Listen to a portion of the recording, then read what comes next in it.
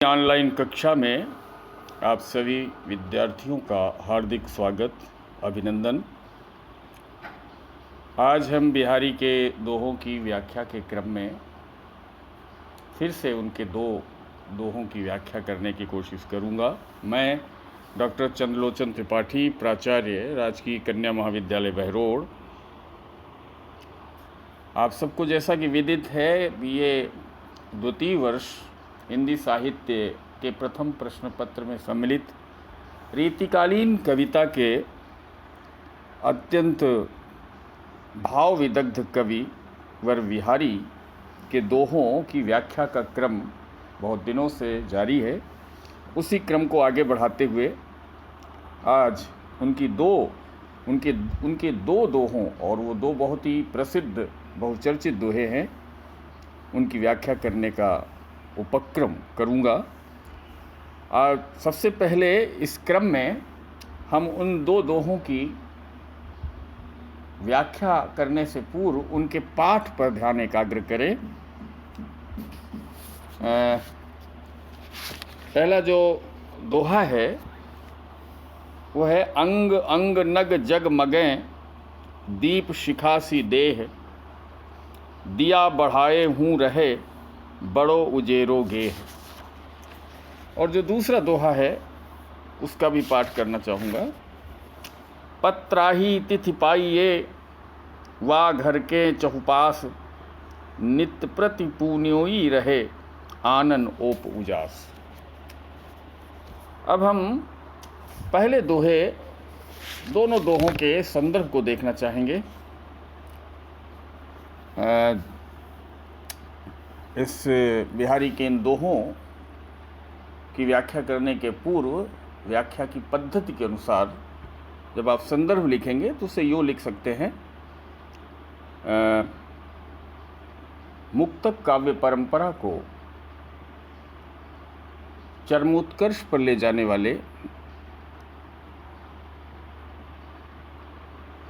अत्यंत कला सजग कविवर बिहारी द्वारा प्रणीत ये दोहे, उनकी यशस्विनी कृति बिहारी सस्सई से उद्धृत हैं। पहले इस दोहे में बिहारी ने नायिका के रूप के नक्शिक का चित्रण, बहुत ही कुशल चित्रण किया है। आप देखें, अब व्याख्या पर अपना ध्यान एकाग्र करें। इस व्याख्या दोहे में कवि कहना चाहता है कि अंग अंग नग जग मगे, दीप शिखासी देह, दिया बढ़ाए हूँ रहे, बड़ो उजेरो गेह। यहाँ पर बिहारी ने नायिका के रूप विधान का, नायिका के रूप का नक्शिक चित्र उपस्थित किया है। एक सखी नायक के पास जाकर अपनी प्रिय सखी नायिका के सौंदर्य का रूप निरूपण करती हुई कहती है, क्या कहती है कि अंग अंग नग जगमगे। जैसा कि आप जानते हैं कि बिहारी वस्त्राभूषणों के बीच, अर्थात, और ये केवल बिहारी नहीं, रीति कवियों में से अधिकांश कवि ऐसे हैं जिन्होंने नायिका के सहज सौंदर्य पर उतना ध्यान नहीं दिया, और ख़ास तौर पर बिहारी ने जितना कि उसके अलंकृत सौंदर्य पर। यहाँ वस्त्राभूषणों से सुसज्जित नायिका के रूप का चित्र, एक काव्योपम चित्र उपस्थित करते हुए कविवर बिहारी कहते हैं, कविवर बिहारी सखी के माध्यम से जो नायिका के रूप का चित्रण कर रही है, कह रही है कि नायिका की जो वस्त्राभूषणों से शोभायमान, वस्त्राभूषणों से सुशोभित नायिका की जो कांति है, शारीरिक आभा है, देह आभा है, वो अत्यंत जगमगा उठी है। अंग अंग नग जगमगे, जो नगों से नगों आभूषणों में जो पिरोए हुए नग हैं उनसे जगमगाती हुई उसकी आभा में सारे अंग अंग दीपित हो उठे हैं, जगमगा उठे हैं। अर्थात उसके अंग प्रत्यंग पर नग नगीनों से जड़ित आभूषण हैं, जिसकी कांति से उसका शरीर दीप शिखा सी देह। ये यहाँ पर उपमान योजना है। उनकी जो नायिका का जो रूप है वो दीप शिखा सी देह, उसकी देह दीप शिखा सी जगमगा उठी है। अर्थात नायिका की शारीरिक कांति इतनी अंग प्रत्यंग पर नग नगीनों से जड़ित आभूषण पहने हुए नायिका की कांति से, शारीरिक शोभा से, यानी इन अंग प्रत्यंग पर नग नगीनों से जो जड़ित आभूषण पहने हुए है, उसकी कांति से उसका शरीर, उसकी देह आभा दीप शिखा के समान दीपित हो उठी है।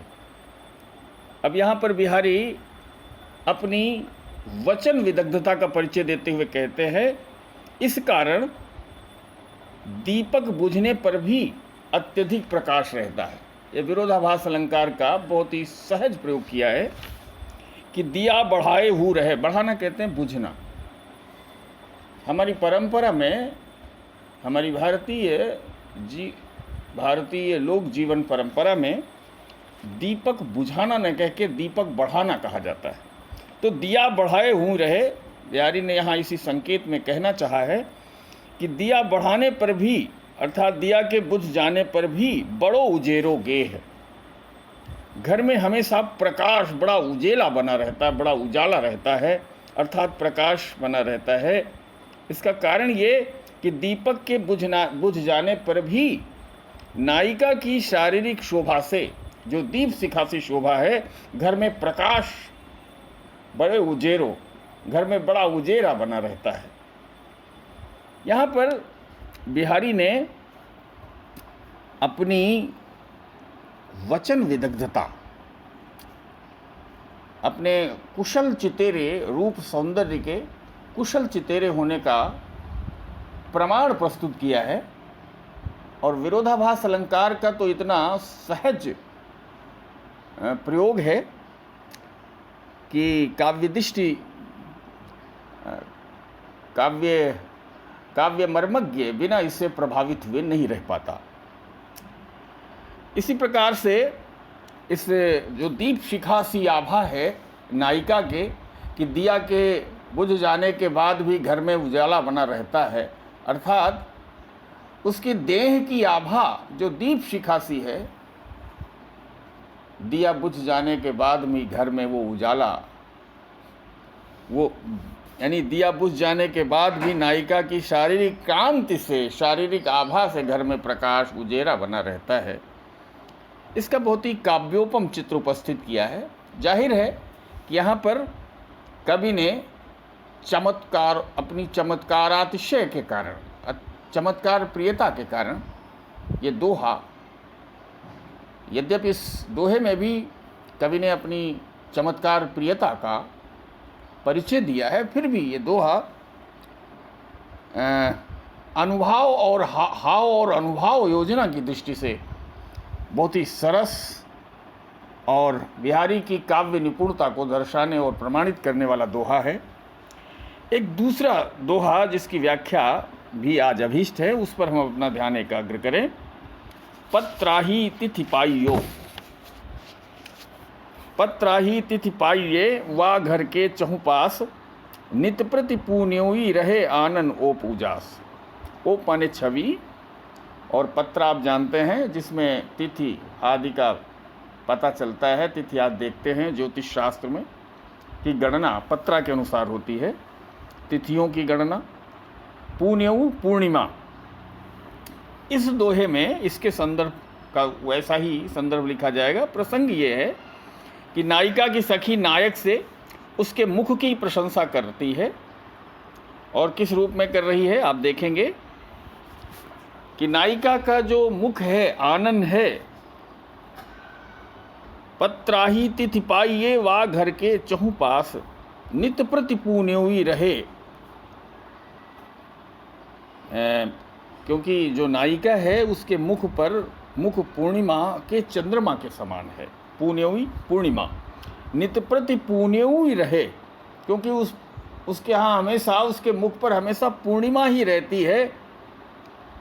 पूर्णिमा के चंद्रमा के समान जिसके मुख पर हमेशा छवि रहती है, और जिसकी छवि के आलोक से उसके घर के आसपास ये भ्रांति बनी रहती है, काहे कि पूर्णिमा है आज।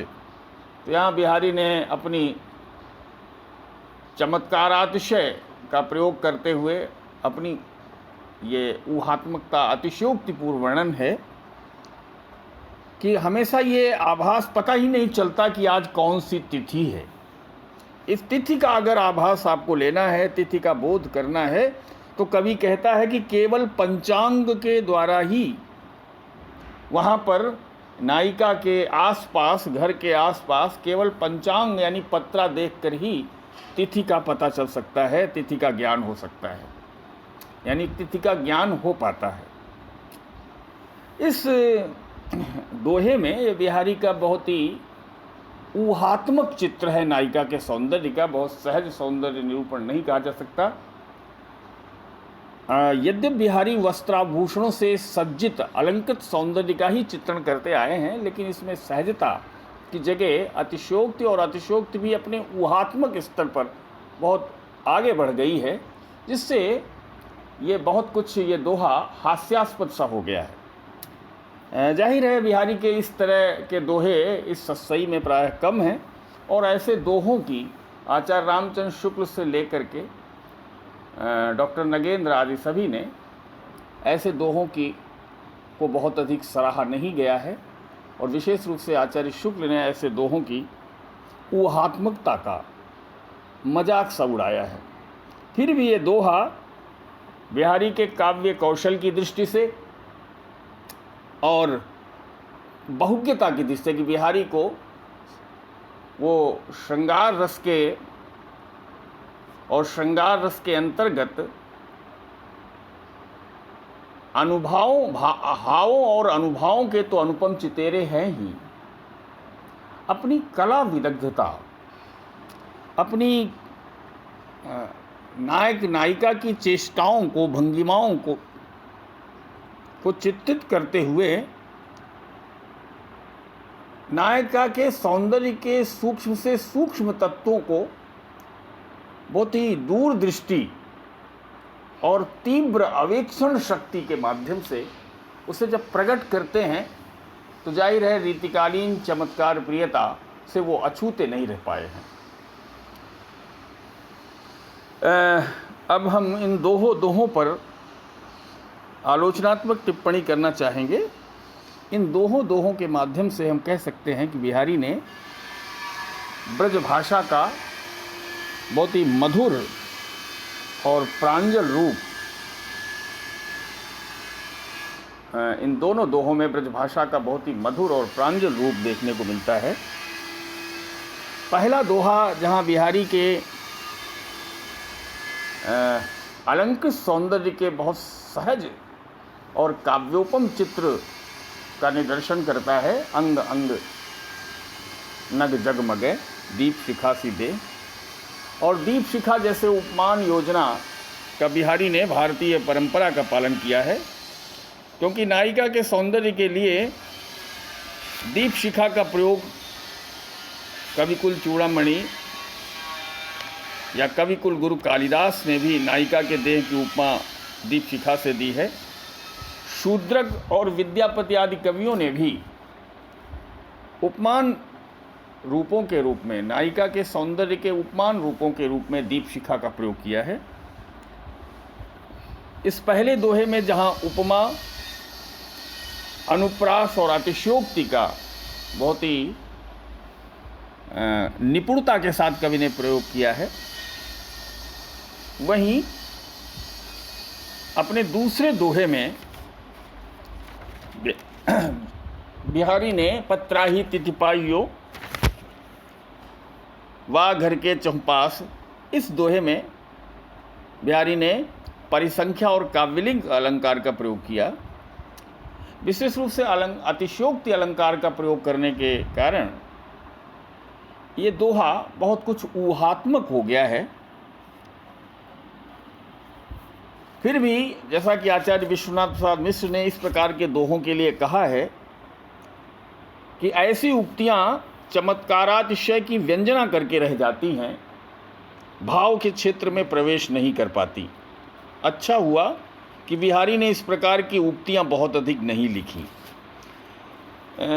आलोचनात्मक टिप्पणी की दृष्टि से यह भी कहा जा सकता है कि इस प्रकार का दोहा पत्राही तिथ जैसा बिहारी चर्चित हैं अपनी बहुज्ञता के लिए, इनकी व्यापक दृष्टि, बहुज्ञ दृष्टि और तीव्र अवेक्षण शक्ति को प्रमाणित करता है। बिहारी ने इस प्रकार अप्रस्तुत योजना के माध्यम से अपनी व्यापक काव्य दृष्टि का परिचय दिया है। यद्यपि ये दोहा अपने काव्यात्मक परिपाक में बहुत अधिक गहरा प्रभाव नहीं छोड़ पाता, बावजूद इसके अपनी ऊहात्मकता के कारण, फिर भी ये दोहा बिहारी की बहुज्ञता को प्रमाणित करता है। मैं समझता हूँ कि आज आप सब लोग बिहारी की इन दो दोहों की व्याख्या को पढ़कर, समझकर, सुनकर बिहारी को और अधिक बेहतर ढंग से समझने का उपक्रम करेंगे। इसी आशा और विश्वास के साथ मनोयोग पूर्वक व्याख्यान को सुनने के लिए आप सबका बहुत बहुत धन्यवाद।